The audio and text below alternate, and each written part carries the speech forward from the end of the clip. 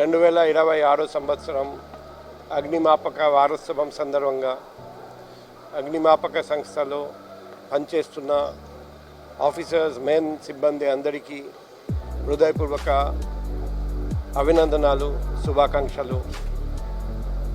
మన దేశంలో మన క్షేమం కోసం, మన ప్రాణాలను కాపాడడానికి అగ్నిమాపక సేవా సంస్థ పగలు రాత్రి కృషి చేస్తుంది.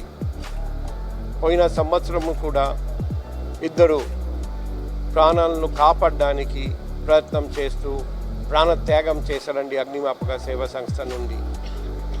మన రాష్ట్రంలో, మన నగరంలో కూడా అగ్నిమాపక సేవా సంస్థ పగలు రాత్రి కష్టపడుతున్నారండి. నేను ఇక్కడ 22 నెలలు పనిచేస్తున్నాను సిపిగా. ఈ 22 నెలల్లో కూడా నేను చూశాను, ఎక్కడ అగ్ని ప్రమాదం జరిగినా వైజాగ్ అగ్నిమాపక సేవా సంస్థ చాలా చక్కగా పనిచేసి ఆ అగ్ని ప్రమాదంలో ఉన్న మంట అది అదుపులో త్వరలో చాలా చాకచక్యంగా అదుపులో తెచ్చారండి. మొన్న కూడా ఎండాడలో అడవి ప్రాంతంలో అగ్ని ప్రమాదం జరిగితే రాత్రి 12 దాకా కృషి చేసి వాళ్ళు అదుపులో ఆ మంటని అదుపులో తెచ్చారండి. రీసెంట్గా గౌరవ సీఎం సార్ చేత చాలా అధునూతనమైన పరికరాలు అగ్నిమాపక సేవా సంస్థకి కేటాయించడం జరిగింది.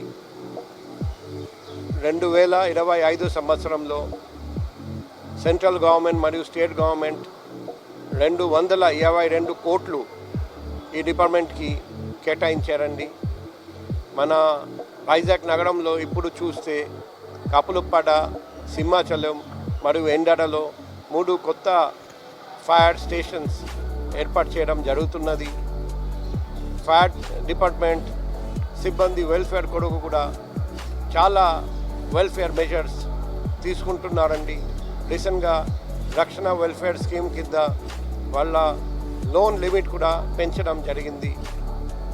మేము ఈ సందర్భంగా ఫైర్ సర్వీసెస్ డిపార్ట్మెంట్లో పనిచేస్తున్న ఆఫీసర్స్, మెన్ అందరికీ మా యొక్క హృదయపూర్వక అభినందనలు, శుభాకాంక్షలు తెలియజేస్తూ మీరందరూ క్షేమంగా ఉండాలి.